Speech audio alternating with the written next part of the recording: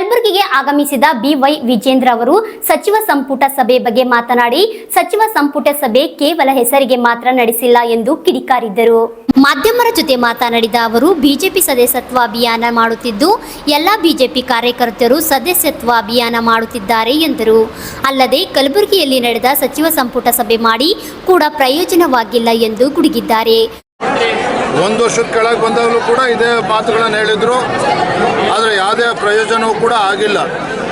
ಹಿಂದೆ ಯಡಿಯೂರಪ್ಪನವರು ಮುಖ್ಯಮಂತ್ರಿಗಳಿದ್ದಾಗ 1500 ಕೋಟಿಯನ್ನು ಕೊಟ್ಟಿದ್ದರು ಹೈದರಾಬಾದ್ ಕರ್ನಾಟಕ ಕಲ್ಯಾಣ ಕರ್ನಾಟಕ ಅಭಿವೃದ್ಧಿಗೆ.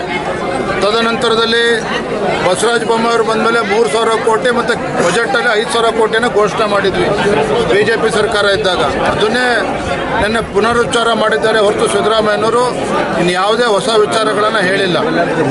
ಮತ್ತೊಂದು ಕಡೆ ಮುಖ್ಯಮಂತ್ರಿಗಳು ಈ ರಾಜ್ಯದ ಮುಖ್ಯಮಂತ್ರಿಗಳು ಅಥವಾ ಕೇವಲ ಮೈಸೂರು ಬೆಂಗಳೂರಿಗೆ ಮುಖ್ಯಮಂತ್ರಿಗಳು ಅನ್ನೋದನ್ನು ನಾನು ಹೇಳ್ತಾ ಇಲ್ಲ, ರಾಜ್ಯದ ಜನ ಮಾತನಾಡ್ತಾ ಇದ್ದಾರೆ.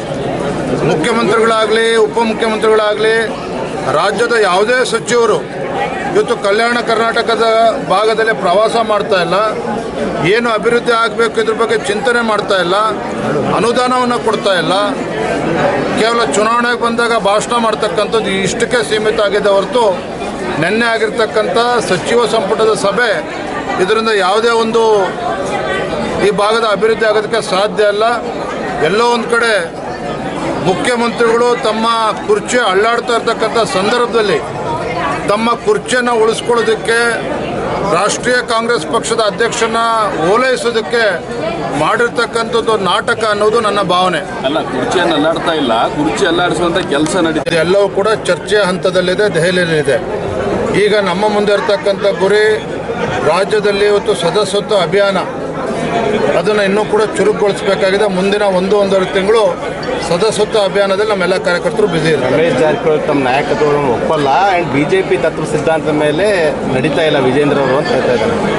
ರಮೇಶ್ ಜಾರಕಿಹೊಳಿ ಅವರು ನನ್ನ ವಿಜೇಂದ್ರನನ್ನು ನಾಯಕನನ್ನಾಗಿ ನಾವು ಒಪ್ಕೊಳ್ಳೋದಿಲ್ಲ ಅನ್ನೋ ಮಾತನ್ನು ಹೇಳಿದ್ದಾರೆ. ನಾನು ಸ್ವಾಗತ ಮಾಡ್ತೇನೆ. ನಾನು ತಮ್ಮ ಮೂಲಕ ರಮೇಶ್ ಜಾರಕಿಹೊಳಿ ಇರ್ಬೋದು, ನಾನು ಹೇಳ್ತಕ್ಕಂಥದ್ದು ನಾನಿವತ್ತು ನಾಯಕ ಅಂತೇಳಿ ನಾನು ಹೊರಟಿಲ್ಲ. ನಮ್ಮ ಪಕ್ಷದ ವರಿಷ್ಠರು ಹಿರಿಯರು ನನ್ನನ್ನು ರಾಜ್ಯದ ಅಧ್ಯಕ್ಷನನ್ನಾಗಿ ನನ್ನ ನೇಮಕ ಮಾಡಿದ್ದಾರೆ. ರಾಜ್ಯದ ಅಧ್ಯಕ್ಷನಾಗಿ ಒಬ್ಬ ಸಾಮಾನ್ಯ ಕಾರ್ಯಕರ್ತನಾಗಿ ರಾಜ್ಯದಂತ ಪ್ರವಾಸ ಮಾಡ್ತಾ ಇದ್ದೇನೆ. ಈ ಭ್ರಷ್ಟ ಕಾಂಗ್ರೆಸ್ ಸರ್ಕಾರವನ್ನು ಒಂಟಿಗಾಲಲ್ಲಿ ನಿಲ್ಲಿಸ್ತಕ್ಕಂಥ ಕೆಲಸ ಯಶಸ್ವಿಯಾಗಿ ಮಾಡಿದ್ದೇವೆ ಬೆಂಗಳೂರು ಮೈಸೂರು ಪಾದಯಾತ್ರೆ ಮೂಲಕ.